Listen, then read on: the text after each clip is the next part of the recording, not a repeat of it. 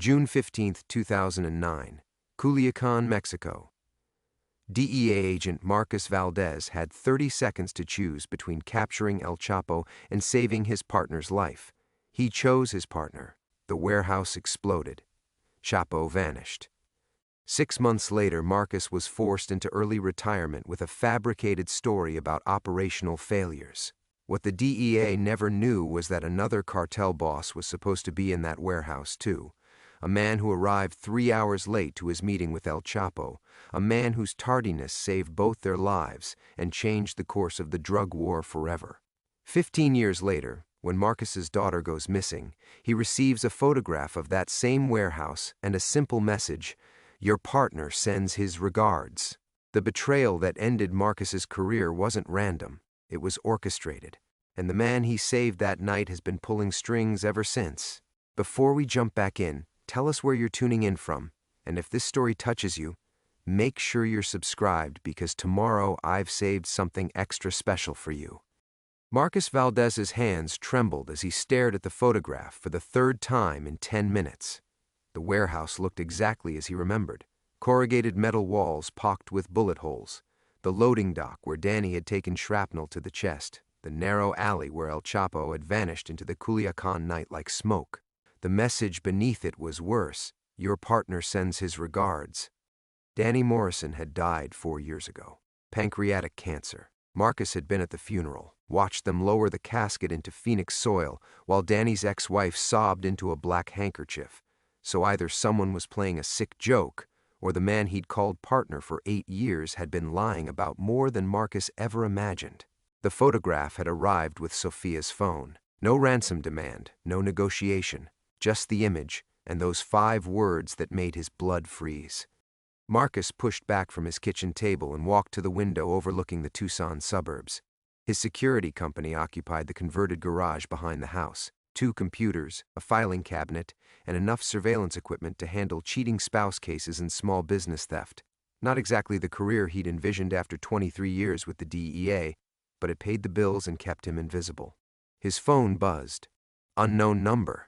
You have 48 hours to come alone to the coordinates I'm texting you. Bring the file you kept from Culiacan. The real one, not the sanitized version you gave Internal Affairs." Marcus nearly dropped the phone. Who is this? Someone who knows you never destroyed evidence. Someone who knows what really happened in that warehouse. And someone who has your daughter watching the sunset over the desert while she still can. The line went dead. A text followed immediately, GPS coordinates and a timestamp. Midnight. Tomorrow. Marcus stared at the numbers and felt his chest tighten. He didn't need to punch them into his GPS to know where they led. 23 years of law enforcement had burned certain locations into his memory like scars. These coordinates were burned deeper than most. The warehouse in Culiacan, or what was left of it. He grabbed his keys and headed for the garage. The file cabinet sat in the corner, locked behind 2 deadbolts and a combination lock that only he knew. Inside the bottom drawer, beneath 15 years of business insurance documents and tax returns, was a manila envelope he'd sworn never to open again. The Culiacan file, the real one. His fingers hesitated over the envelope's edge. Opening it meant admitting that everything he'd told himself about that night was a lie. It meant confronting the possibility that Danny, his partner, his friend, the man whose life he'd saved by letting the world's most wanted drug lord escape, had orchestrated his own betrayal. Marcus tore open the envelope. The photographs spilled across his desk like accusation letters. Danny talking to someone in the shadows outside the warehouse. Time-stamped 40 minutes before the raid. Danny's hand on the radio, speaking to someone who wasn't DEA dispatch. Danny looking directly at the camera, Marcus's camera, with an expression that wasn't surprise. It was relief. Marcus's vision blurred. 15 years of guilt, 15 years of wondering if he'd made the right choice, 15 years of believing he'd saved his partner's life. But Danny hadn't been in danger.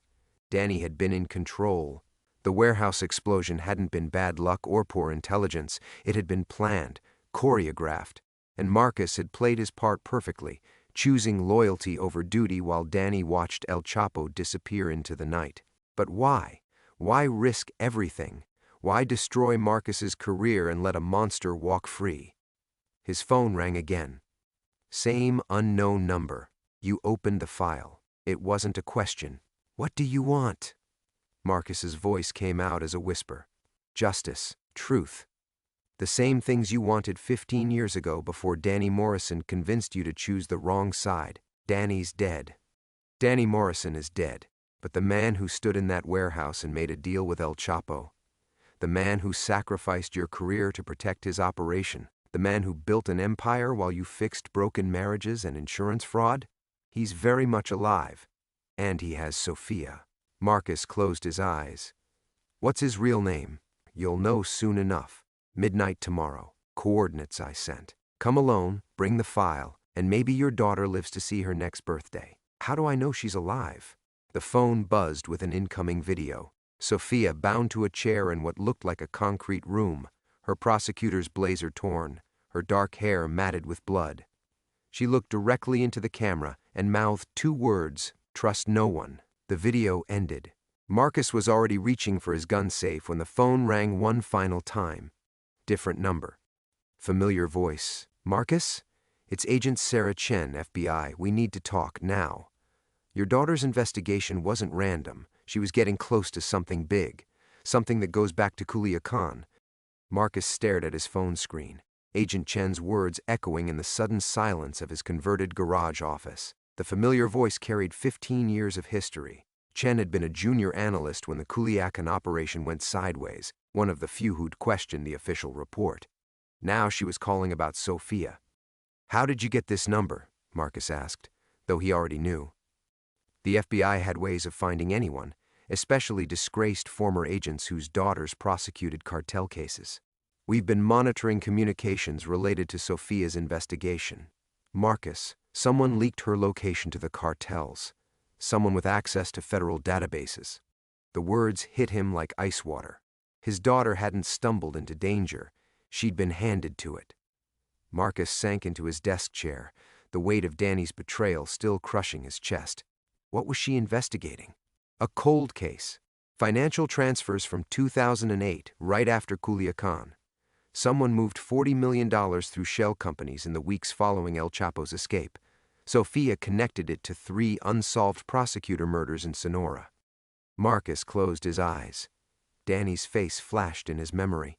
Not the dying partner he'd mourned, but the man in the photographs, orchestrating betrayal with surgical precision. Chen, I need to ask you something, and I need the truth. Was Danny Morrison really dead when they buried him? The silence stretched too long. Why would you ask that? 'Cause I'm looking at photos of him talking to someone outside the warehouse 40 minutes before our raid. Because someone just told me Danny Morrison is dead, but the man who betrayed us is very much alive. Because my daughter is going to die if I don't figure out who I can trust. Chen's exhale crackled through the phone. Meet me at the Copper Star Diner on Speedway. 1 hour. Come armed. The line went dead. Marcus stared at the phone, then at the scattered photographs on his desk. Danny's face looked up at him from a dozen different angles, frozen in moments of deception that Marcus had been too loyal to see. He gathered the photos with trembling hands, each image a knife twist in his chest. The gun safe opened with a soft click. Inside, his service weapon sat wrapped in an oilcloth, exactly where he'd placed it 4 years ago after Danny's funeral. The Glock felt foreign in his hands now, heavier than he remembered, or maybe he was just older, weaker. Too many years of photographing cheating spouses and insurance fraudsters had made him soft. But Sophia was out there. Sophia with her fierce prosecutor's eyes and her mother's stubborn chin, tied to a chair in some concrete room while men who traded in death decided her fate. The thought of losing her, the only good thing he'd managed not to destroy, made his hands steady. Marcus tucked the gun into his shoulder holster and grabbed his keys. The house felt different as he walked through it, like he was seeing it for the last time. 15 years of careful invisibility, of building a quiet life in the desert suburbs where no one asked about his past. The kitchen still smelled like the coffee he'd abandoned when the first call came. His reading glasses sat folded beside yesterday's newspaper, next to a photo of Sophia at her law school graduation. She'd worn her mother's earrings that day. Pearls that had belonged to Elena's grandmother, passed down through generations of strong women who'd loved dangerous men. Elena had died wearing them. Car accident on a rainy Phoenix night while Marcus was working late on another case that mattered more than coming home for dinner. He'd promised himself he wouldn't make the same mistake with Sophia, wouldn't let the job consume everything that mattered. But here he was, 15 years later, racing against time to save the daughter he'd pushed away to protect her from exactly this kind of darkness. The Glock pressed against his ribs as he walked to his truck. In the distance, the Catalina Mountains caught the last light of sunset, their peaks painted gold against the purple sky. Elena had loved the desert sunsets, said they reminded her that beautiful things could bloom in impossible places. Marcus started the engine and backed out of his driveway, watching his house disappear in the rearview mirror. The Copper Star Diner was 20 minutes away through Tucson traffic, but his mind was already racing ahead to midnight tomorrow, to coordinates that would take him back to the place where his career died and his partner revealed his true face. The radio played soft country music as he drove, but all Marcus could hear was Sophia's voice from their last conversation 3 weeks ago. "Dad, I'm working on something big. Something that might finally put some real monsters away." She'd sounded excited, proud, like she was finally living up to the ideals he'd abandoned in a Culiacan warehouse. Now those ideals might get her killed, and the only way to save her was to trust someone, Chen, the mysterious caller, maybe even Danny's ghost, in a world where trust was the deadliest weapon of all. The Copper Star Diner sat like a neon island in the desert darkness, its vintage sign buzzing with electrical ghosts. Marcus pulled into the gravel parking lot and killed the engine, watching the few late-night diners through plate glass windows. Truckers mostly, their rigs idling in the shadows like sleeping giants. The kind of place where conversations died when strangers walked in. Agent Sarah Chen was already there, hunched over coffee in a corner booth with her back to the wall. She'd aged well, still sharp-featured with intelligent eyes, though gray now streaked her black hair. 15 years of FBI service had carved lines around those eyes, the kind that came from seeing too much and trusting too little. "You look like hell," she said as Marcus slid across from her. "Feel worse." He signaled the waitress for coffee, though his hands were already shaking enough. "Tell me about Danny." Chen glanced around the diner, cataloging exits and potential threats with practiced efficiency. "Danny Morrison died 4 years ago. Pancreatic cancer, just like the obituary said. I went to the funeral, same as you. But the man you knew as Danny Morrison wasn't who you thought he was." Chen reached into her jacket and pulled out a tablet, swiping to a classified file. Real name was Daniel Morales. Born in Nogales, raised between both sides of the border. DEA recruited him straight out of college, but he was already on cartel payroll. The words hit Marcus like physical blows. "That's impossible. I worked with him for 8 years, ate dinner at his house. His ex-wife was in on it. The whole identity was constructed. Deep cover that went so deep it became real." Chen swiped to another screen. Financial records, wire transfers, bank accounts in the Cayman Islands. Danny was El Chapo's inside man from the beginning.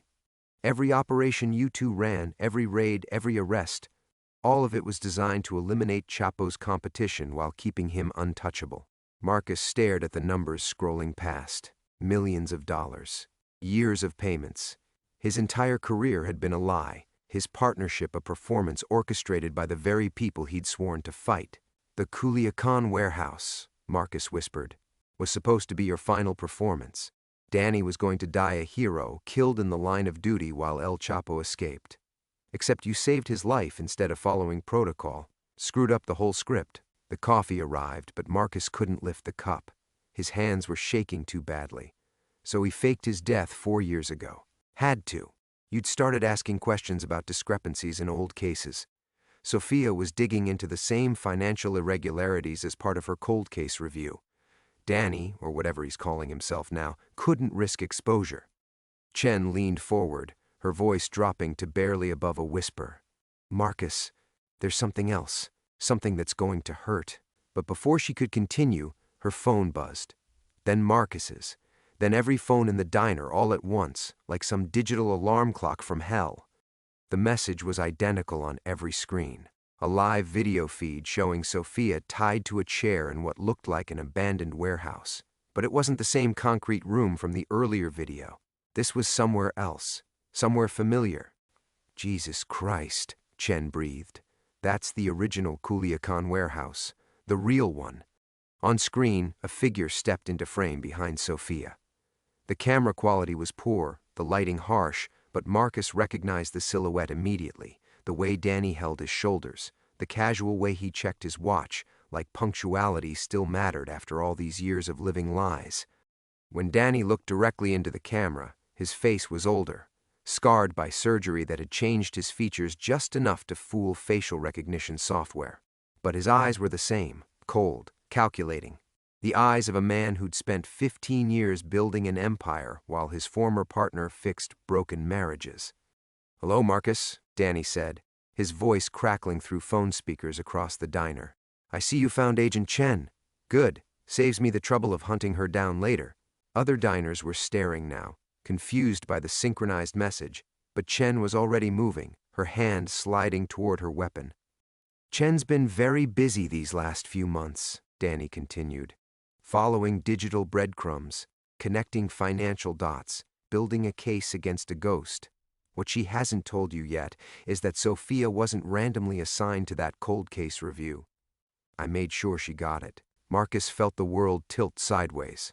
"Why?" "Because she's bait, old friend. Just like you were bait 15 years ago. Just like Chen is bait right now." Danny's scarred face smiled. "The difference is, this time I'm not pretending to be on your side." The video feed cut to black. In the silence that followed, Marcus heard his phone buzz with a text message. New coordinates. Same timestamp. Midnight tomorrow. But these coordinates weren't for the Culiacan warehouse. They were for the desert outside Tucson, 20 miles from where they sat. The past hadn't just returned. It had brought the war home. The diner erupted into confused murmurs as other patrons stared at their phones, trying to make sense of what they'd just witnessed. Marcus sat frozen, Danny's words echoing in his skull like gunshots. "Just like you were bait 15 years ago." The coffee cup slipped from his fingers, ceramic shattering against the table. "We need to leave. Now." Chen was already standing, her eyes scanning the parking lot through the window. "If Danny can hijack every phone in here, he knows exactly where we are." But Marcus couldn't move. The coordinates burned in his vision. Desert coordinates he recognized from 100 surveillance operations over the years. An old mining camp where smugglers used to cache drugs before Border Patrol increased patrols. Remote, defensible, the perfect place for an execution. "This is wrong," Marcus whispered. "I'm not going to that meeting. I'm calling in every favor I have, getting a tactical team." "With what authority?" Chen's voice cut through his denial. "You're a private citizen. I'm FBI, but this is DEA jurisdiction, and half the agents who'd respond to a call like this could be compromised." Danny didn't survive this long by being careless about who he owns. The weight of her words settled over him like concrete. No backup, no cavalry. Just two people against a man who'd spent 15 years building a network of corruption that reached into every law enforcement agency in the Southwest. Marcus forced himself to stand on unsteady legs. "Then we disappear. Take Sophia's case files and run. Find somewhere Danny can't reach us." "He's already reached us." Chen grabbed his arm as they walked toward the exit. "The question is how long he's been watching. How long he's been planning this." Outside, the desert air bit cold against Marcus's skin. His truck sat where he'd left it, but something felt wrong. Too quiet. The truckers who'd been unloading cargo were gone, their rigs still idling but empty. Even the highway traffic seemed muted. Chen. Marcus stopped walking. When did Sophia really get assigned to that cold case?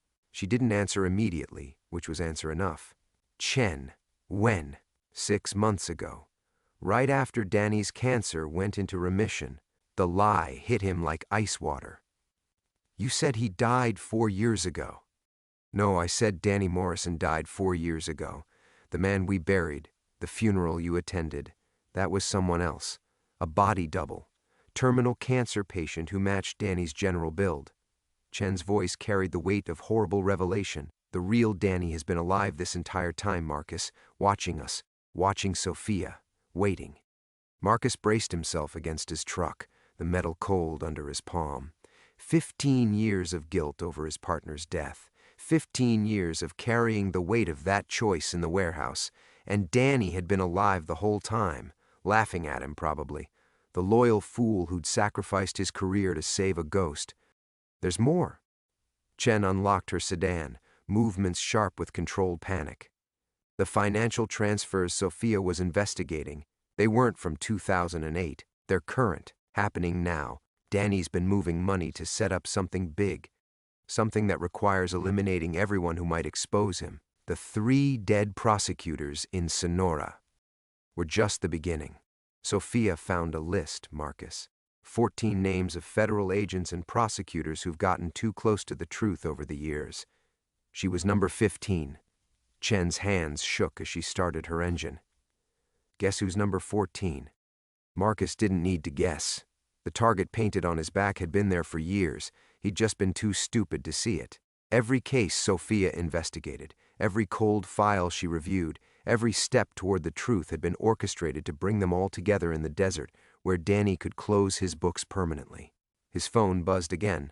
Not Danny this time. A text from an unknown number. 3 more prosecutors died tonight. Phoenix, El Paso, Albuquerque. Clock's ticking. The news hit local radio 20 minutes later as Marcus followed Chen's taillights through empty Tucson streets. 3 simultaneous car bombings. 3 federal prosecutors who'd been investigating cross-border financial crimes. The kind of coordinated strike that required resources, planning, and inside information. The kind of operation that announced the beginning of war. Chen's brake lights flared as she pulled into an abandoned gas station off the interstate. Through her rear window, Marcus could see her on the phone, arguing with someone in sharp-clipped sentences. FBI brass, probably. People who'd want to handle this through proper channels that no longer existed.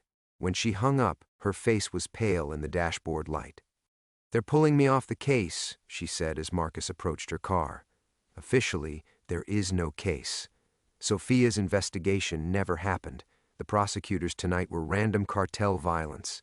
And you're just a concerned father whose daughter went missing. Unofficially? Unofficially, we're on our own. Just like Danny planned. Chen looked toward the distant mountains where midnight waited. He's been 15 years ahead of us this entire time, Marcus. The only question left is whether we're walking into a rescue or an execution. Marcus stared at Chen's pale face in the dashboard light, her words hanging in the desert air like smoke from a funeral pyre. 15 years ahead of us. The phrase echoed in his skull as he walked back to his truck, each step feeling like he was sinking deeper into quicksand that Danny had been pouring around his feet since the day they first met. His phone rang as he reached for the door handle. Unknown number, but Marcus knew who it would be before he answered. "You're wondering how long?" Danny's voice was different now. Older, rougher, like gravel mixed with honey. "How long I've been watching you stumble around Tucson, playing private detective with cheating wives and insurance frauds. How long I've been orchestrating this beautiful reunion." Marcus closed his eyes, pressing the phone against his ear, like he could somehow reach through and strangle the ghost on the other end. "How long?" "Since the day you saved my life, in that warehouse, partner. Since the moment you chose to drag me out of there, instead of chasing El Chapo like a good little soldier." Danny's laugh was bitter, empty. "You have no idea how much that fucked up the timeline." Through his truck's window, Marcus could see Chen pacing beside her sedan, her FBI training warring with the reality that all her protocols were useless now. No backup was coming, no tactical teams, no cavalry riding over the horizon. Just 2 broken people racing toward coordinates that would either save Sophia or bury them all. "I was supposed to die that night," Danny continued. "Heroic DEA agent killed in the line of duty, posthumous medal, closed casket because of the burns. Perfect ending to a perfect cover. But you had to be noble, had to be loyal, had to save your partner's life like some fucking movie hero." Marcus opened his truck door but didn't get in. His legs felt like water. "So you disappeared instead." "Had to. Took me 3 years to arrange another death convincing enough to fool you." 3 years of watching you spiral into guilt and bourbon while I rebuilt my network from the shadows. Do you know what that cost me, Marcus? What I lost because you couldn't follow simple orders? The desert stretched endlessly in all directions, dark and infinite and unforgiving. Somewhere out there, Sophia was tied to a chair in a warehouse that had haunted Marcus's dreams for 15 years. The same warehouse where his partner had died, except his partner hadn't died, had never been his partner at all, had been playing a role so deep and so perfect that Marcus had mourned him for 4 years. The cancer was real, though, Danny said, and something in his voice shifted, became almost human again. Terminal pancreatic, stage 4. 6 months to live, they said. That's when I knew it was time to clean house, time to settle accounts. But you didn't die. Experimental treatment in Mexico. El Chapo's personal physician, brilliant man, very expensive. Bought me another few years, but the clock's still ticking, partner. Which is why we're having this conversation tonight instead of next year. Marcus finally understood. Not just the betrayal, not just the elaborate performance, but the timing. Danny wasn't just tying up loose ends. He was racing against his own mortality. A dying man with nothing left to lose except the secrets that could destroy an empire. Sophia, Marcus said, let her go. This is between us. Is it? Danny's voice turned cold again, surgical. Because from where I'm sitting, this is about 15 years of compound interest on the debt you created when you saved my life. This is about the 3 cartels that went to war because El Chapo escaped that night. About the 2,000 people who died in Mexico because you were too sentimental to let a bad cop burn. The numbers hit Marcus like physical blows. 2,000. The Juarez War. The Tijuana massacres. The bodies that piled up in morgues across Mexico while law enforcement chased ghosts and followed false leads. All of it traceable back to one night in Culiacan, when he'd chosen to save one life instead of ending a war. You want to know the real joke? Danny continued. I didn't even want to be saved. I was ready to die for the cause, Marcus, ready to take that bullet and let El Chapo slip away clean. But you had to play hero. Had to drag me out of that fire and fuck up everything. Chen was walking toward him now, her face grim with whatever orders she'd received from Washington. Orders to stand down, probably. Orders to let the professionals handle it. Orders written by people who didn't understand that the professionals had been compromised from the beginning. Midnight tomorrow, Danny said. Come alone. And maybe Sophia lives to prosecute another case. Bring backup, bring Chen, bring anyone except yourself, and I'll mail her back to you in pieces. Oh, and Marcus? Pack your service weapon. You're going to need it. The line went dead, leaving Marcus alone with the desert wind and the weight of 2,000 ghosts. Marcus stared at his silent phone, Danny's final words still echoing in the desert air. The weight of 2,000 ghosts pressed down on his shoulders like granite, but beneath the crushing guilt, a different kind of weight was settling into place. The weight of truth. The weight of finally understanding how completely he'd been played. Chen reached his truck, her face etched with the same hollow recognition that Marcus felt burning in his chest. My orders are to bring you in, she said quietly. Protective custody. Let this play out through proper channels. Proper channels. Marcus almost laughed, but the sound that came out was more like a death rattle. There are no proper channels anymore. Danny owns half the people who'd respond to those orders. He leaned against his truck's hood, staring up at stars that seemed impossibly distant. 15 years of guilt over saving his partner's life. 15 years of believing he'd chosen loyalty over duty, love over justice. But the truth was so much simpler, so much more devastating. He'd never had a choice at all. Chen. His voice sounded strange to his own ears. When did Sophia really start investigating that cold case? I told you. 6 months ago, after... No. When did she really start? Marcus turned to face her, and whatever she saw in his expression made her step back. Because I just realized something. Sophia doesn't investigate cold cases. She prosecutes current ones, active cartels, ongoing operations. She's never touched historical files in her entire career. Chen's silence stretched between them like a tripwire.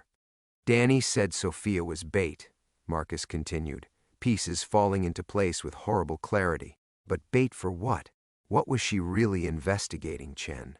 What did she find that was worth killing 3 prosecutors tonight to cover up? Chen's hand drifted toward her weapon, an unconscious gesture that told Marcus everything he needed to know. Jesus Christ. The realization hit him like ice water in his veins. You've been lying to me from the beginning. Sophia wasn't investigating Danny's old financial records. She was investigating current ones. Recent transfers, active operations. Marcus, how long have you known Danny was alive? Chen's composure cracked like glass under pressure. 2 years, maybe 3. We've been building a case. You've been building a case for 3 years and never thought to tell me my dead partner was running a cartel operation? Marcus's voice rose with each word. You let me carry that guilt, let me think I'd caused all those deaths by saving his life. When you knew he was alive the entire time? It was compartmentalized. Need to know. You were civilian. I was his fucking partner. Marcus slammed his hand against the truck's hood, the sound echoing across the empty lot. I was the one person who knew his methods, his tells, his weaknesses. But you kept me in the dark because what? Because you thought I might warn him. The accusation hung between them like a loaded gun. Chen's face went pale. No, Marcus. Not because we thought you'd warn him. Because we thought he might kill you if he knew you were helping us. But there was something else in her eyes. Something that made Marcus's blood turn to ice. That's not it either, he said slowly. You kept me out of it because you needed me clean. You needed someone Danny trusted, someone he'd meet with alone. You've been planning to use me as bait from the beginning. Chen's hand was fully on her weapon now, though she hadn't drawn it yet. Marcus, you need to calm down.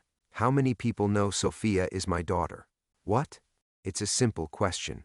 How many people in law enforcement know that Sophia Valdez, federal prosecutor, is the daughter of Marcus Valdez, former DEA agent? Chen's silence was answer enough. Marcus felt the last piece click into place, the final revelation that reframed everything that had come before. His hands stopped shaking. His voice went dead calm. Sophia doesn't know I'm her father. It wasn't a question. It was the truth he'd been hiding from himself for 6 months, ever since Sophia had started calling him about her mother's death, seeking closure he couldn't give her. The truth that made Danny's plan so perfectly, devastatingly simple. We changed her name in witness protection when she was 12, Marcus continued, his voice hollow. New identity, new family, new life. She grew up thinking her father abandoned her. She has no idea that the washed-up ex-agent Danny is using as bait is the man who gave her up to keep her safe. Chen finally drew her weapon, but she held it low, pointed at the ground. Marcus, step away from the truck. But Marcus was already moving, understanding flooding through him like poison. Danny's dying words on the phone, you're going to need your service weapon. Not for self-defense, for execution. Danny had spent 3 years setting up the perfect revenge, forcing Marcus to choose between saving his daughter and revealing the truth that would destroy her faith in everything she'd built her life on. The cruel genius of it was breathtaking. Even if Marcus saved Sophia, he'd have to tell her who he really was, and when she learned that her father had given her away, that he'd spent 15 years watching her from a distance without ever reaching out, it would kill her just as surely as Danny's bullet. Marcus started his truck's engine. In the rearview mirror, he could see Chen raising her weapon, shouting orders he couldn't hear over the roar of blood in his ears. Danny had been wrong about one thing, though. This wasn't about the debt Marcus owed for saving his life. This was about the price of loving someone more than your own life, and learning that sometimes love isn't enough to save anyone. Marcus drove into the desert with Chen's headlights following at a careful distance, her FBI protocols warring against the reality that she needed him alive for whatever endgame was coming. The radio crackled with news updates. 4 more prosecutors dead in coordinated strikes across Texas and New Mexico. Danny wasn't just cleaning house anymore. He was declaring war on the entire federal justice system, and Sophia had been the spark that lit the fuse. The coordinates Danny had sent led to a truck stop 40 miles outside Tucson, the same one where Marcus had met informants during his DEA years, where he'd made deals that saved lives and compromised souls in equal measure, where he'd learned that justice wasn't a sword but a scale, constantly tipping between necessary evils and impossible choices. Chen pulled up beside him in the parking lot, her face grim in the dashboard light. Through his open window, Marcus could hear her on the phone again, speaking in the clipped sentences of someone whose authority had just been stripped away. "They're shutting down the entire Southwest Task Force," she said after hanging up. "Effective immediately. Too many leaks, too much exposure. As of midnight, we're officially off the books." Marcus checked his service weapon, muscle memory taking over where conscious thought had failed. 15 rounds in the magazine, 1 in the chamber. Enough bullets to end this, if he could get close enough to Danny. Not enough if this was the trap he suspected it was. "He's not going to let either of us walk away from this," Marcus said. "You understand that, right? Danny's dying anyway. Cancer, experimental treatment, borrowed time. This isn't about money or power anymore. This is about legacy, about making sure his version of the story is the only one that survives." Chen pulled a tablet from her car, fingers flying across the screen. "The financial records Sophia uncovered. I've been analyzing them while we drove. The money trail doesn't lead to Mexico like we thought. It leads to Switzerland, to the Cayman Islands, to banks that launder money for terrorist organizations." The words hit Marcus like a physical blow. Not just cartel corruption, not just cross-border drug money, international terrorism financing. The kind of operation that could fund attacks on American soil that could destabilize entire regions. The kind of operation that made El Chapo look like a street corner dealer. "How long?" Marcus asked. The earliest transfers date back 17 years, right after 9/11, when everyone was focused on Middle Eastern financing. Danny positioned himself perfectly, a trusted DEA agent with access to seized cartel assets, with connections across Mexico and the Southwest. He wasn't just stealing drug money, he was weaponizing it. Marcus thought about the warehouse raid 15 years ago, about the choice he'd made to save his partner's life instead of capturing El Chapo. But now he understood what he'd really done that night. He hadn't just let a drug lord escape, he'd protected the architect of a financing network that had funded God knew how many attacks, how many deaths, how many wars fought in shadows across 3 continents. The weight of 2,000 ghosts doubled, tripled, became infinite. "Sophia found proof," Chen continued. "Bank routing numbers, account transfers, digital signatures. Enough evidence to bring down not just Danny, but his entire network. Enough to expose 15 years of institutional failure. Enough to destroy the FBI, DEA, and half the Justice Department," Marcus said quietly. "That's why they pulled you off the case. That's why there's no cavalry coming. The people who could authorize a rescue operation are the same people who covered up the leaks that made Danny's network possible." Chen's tablet buzzed with an incoming message. She read it twice before showing Marcus the screen. "Final coordinates. Come alone. 1 hour. Bring the files Sophia found, or bring a shovel to bury her." Below the message was an address Marcus recognized. Not the warehouse where Danny had supposedly died, but another one 5 miles south. A place where the DEA had conducted interrogations during the worst years of the cartel wars. A place where screams echoed off concrete walls and justice was measured in blood extracted rather than truth revealed. "He's not planning a meeting," Marcus said. "He's planning a memorial service. For all of us." Chen started her engine, but Marcus reached through his window and grabbed her arm. "You don't have to do this," he said. "You could drive away right now. Report that you lost me in the desert. Live to fight another day." She looked at him with something that might have been pity. "You still don't understand, do you? I can't walk away because this isn't just about Sophia anymore. Those files she found, they're not just evidence of Danny's crimes. They're proof of who helped him, who covered for him, who made his network possible. Chen." "My name is on those files, Marcus. My signature on transfer authorizations. My approval on evidence disposals. My reports that buried investigations before they could expose the truth." She pulled free of his grip, her eyes hollow with exhaustion and guilt. "I didn't help build Danny's network on purpose, but I helped build it all the same." Marcus stared at Chen through the desert darkness, her confession hanging between them like a death sentence. The woman he'd trusted, the agent he'd believed was fighting alongside him, another piece in Danny's elaborate 15-year game. How many others? His voice came out steady, dead calm, the kind of calm that preceded violence. "I don't know." Chen's hand trembled on her weapon. That's what Sophia was trying to determine. How deep the corruption went, How many of us signed papers we shouldn't have, approved transfers that should have raised red flags? Danny was brilliant, Marcus. He made it look routine, administrative oversight, bureaucratic necessity. Marcus felt something crack inside his chest, some last vestige of faith in institutions, in the idea that justice was more than just another word for revenge dressed in legal robes. Chen hadn't been hunting Danny. She'd been hunting herself, trying to understand how completely she'd been used. The night we raided the warehouse, Marcus said, "You knew, didn't you? You knew Danny was dirty." Chen's silence stretched like a wire under tension. "That's why you let me go in first. Why you positioned yourself where you'd have a clear shot at El Chapo, but not at Danny. You were hoping the cartels would solve your problem for you." I suspected. The words came out broken, but I couldn't prove it. "And when you saved his life, when he disappeared in that explosion, I thought maybe I'd been wrong. Maybe the guilt was just making me paranoid." Marcus understood now why Danny had orchestrated this confrontation with such meticulous care. It wasn't just about revenge against the partner who disrupted his plans.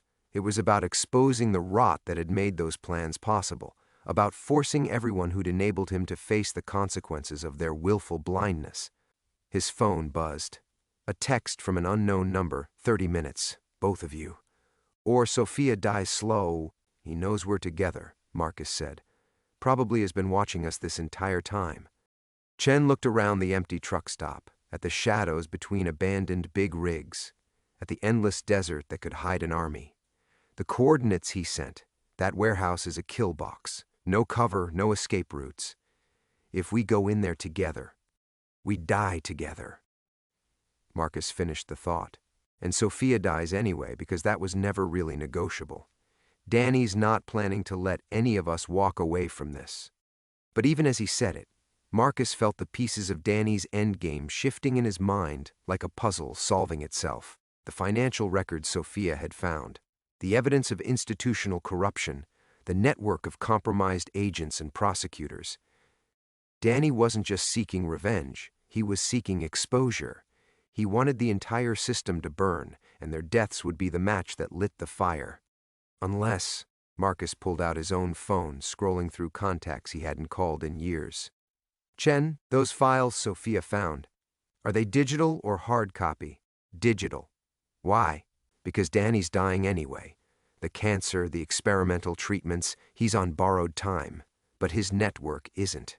There are other players, other beneficiaries who want to keep the financing operation running after he's gone." Marcus found the contact he'd been looking for, Rafael Santos, former DEA, now working private security for a media conglomerate. A man who'd lost his career to the same institutional corruption that had protected Danny for 15 years. "What if Danny isn't just planning to kill us?" Marcus continued. "What if he's planning to make us heroes? Dead agents who died exposing the truth, martyrs whose deaths would force a congressional investigation, media attention, public outrage." Chen stared at him. "You think he wants the network exposed?" "I think he wants to control how it's exposed. Dead men tell no tales, but their evidence speaks for them. If we die trying to save Sophia, if those files are found on our bodies along with proof of how deep the corruption goes, the implications crystallized with horrible clarity. Danny would emerge as a whistleblower, a dying man who'd sacrificed everything to expose institutional rot. The money that had funded terrorist operations would disappear into new accounts, new networks. The corruption would be cleaned up just enough to satisfy public outcry, but the system that enabled it would remain intact. Marcus started walking toward his truck. "We're not going to the warehouse. Marcus, if we follow Danny's script, everyone wins except us. The Bureau gets to blame everything on a few rogue agents. Danny gets his revenge and his legacy. The network gets to rebrand and rebuild." He opened his truck door, decision crystallizing like ice in his veins. "But there's one thing Danny didn't account for." "What?" Marcus looked at Chen with something that might have been pity. He forgot that I know him better than anyone alive. I know his tells, his backup plans, his exit strategies, and I know where he'd really take Sophia. Not the warehouse from the coordinates. Not the obvious trap designed to make their deaths look heroic. but the place where Danny had always gone when he needed to disappear completely. The place Marcus had never told anyone about, not even Chen. The place where this had to end. The ghost town of Cerro Blanco sat like a wound in the desert, 20 miles from the nearest highway. Danny had discovered it during their second year as partners, when they'd chased a smuggling crew into the mountains and found themselves lost among abandoned mine shafts and crumbling adobe walls. It had become his sanctuary, the place he'd disappear to when cases went sideways, when the weight of compromises became too heavy to carry. Marcus parked at the edge of the settlement, leaving his headlights on to cut through the pre-dawn darkness. Chen pulled up beside him, her face pale in the dashboard glow. Neither of them spoke as they checked their weapons one final time. The silence between them had evolved beyond words into something heavier, the shared understanding that they were walking toward their own funeral. Sophia's voice drifted from the ruins before they'd taken 10 steps, not screaming, not pleading, reciting case law in a steady professional tone that made Marcus's chest tighten with recognition. Even bound and facing death, his daughter was still fighting the only way she knew how, with words, with legal precedent, with the unshakable belief that justice was more than just an abstract concept. They found her in what had once been the town's saloon, tied to a support beam that had somehow survived 60 years of wind and neglect. Danny sat across from her in a folding chair, looking exactly as he had 15 years ago, except for the 4 drip running into his arm and the oxygen tank at his feet. Cancer had hollowed his face, but not his eyes, which still held the same calculating intelligence that had made him the best undercover agent Marcus had ever known. "Right on time," Danny said without looking up. "Though I notice you brought company, despite my instructions." Marcus kept his weapon lowered, scanning the shadows for additional threats. "It's over, Danny. The network's blown. Chen's already transmitted copies of Sophia's files to news outlets and congressional oversight committees. Killing us won't stop the exposure. It'll just confirm everything she found." Danny's laugh turned into a coughing fit that sprayed blood across his shirt. When it passed, he gestured toward Sophia with genuine pride. "She's remarkable, you know. Spent 6 hours walking me through every financial transaction, every compromised decision, every institutional failure that made my operation possible. Never once asked for mercy, never once offered a deal. Just pure, relentless professionalism." Sophia's eyes found Marcus in the darkness, and he saw the exact moment she recognized him, not as the security consultant she'd been corresponding with about her mother's death, but as something deeper. The shape of his jaw, the set of his shoulders, the way he held his weapon. Genetic memory asserting itself across 15 years of separation. "Dad?" The word came out broken, confused, heavy with the weight of a dozen revelations crashing together. Danny smiled. "There it is. The moment I've been orchestrating for 3 years. Marcus, meet your daughter. Sophia, meet the father who gave you away to keep you safe, then spent the rest of his life watching you from a distance like some kind of tragic guardian angel." Marcus felt Chen tense beside him, felt the weight of his service weapon in his hand, felt the ghosts of 2,000 dead settling onto his shoulders like a shroud, but all he could see was Sophia's face, the hurt and confusion and desperate hope warring across features that mirrored his own. "I'm sorry," he said, and the words carried 15 years of accumulated grief. "I'm so goddamn sorry." "Family reunions are touching," Danny interrupted, "but we have business to finish." He pulled a detonator from his jacket pocket with his free hand. "Enough C4 planted around this town to level everything within a quarter mile. Insurance, you might call it. To ensure my story gets told properly." Chen raised her weapon. "Stand down, Danny. It doesn't have to end this way." "Doesn't it?" Danny's finger hovered over the trigger. "Marcus saved my life 15 years ago, and I've spent every day since proving that mercy was the wrong choice. How many people died because I lived, Chen? How many attacks were funded with money I laundered? How many families destroyed by an operation I built?" Marcus understood then that this had never been about revenge or exposure or justice. This was about absolution, Danny's last desperate attempt to transform himself from architect of horror into instrument of accountability. He wanted Marcus to kill him, wanted to die at the hands of the partner whose misguided mercy had enabled 15 years of atrocity. "No," Marcus said quietly, lowering his weapon. "I won't give you that. You want redemption? You want to balance the scales? Then help us save her. Help us save everyone. For a moment that stretched like eternity, Danny stared at his former partner across the ruins of their shared history.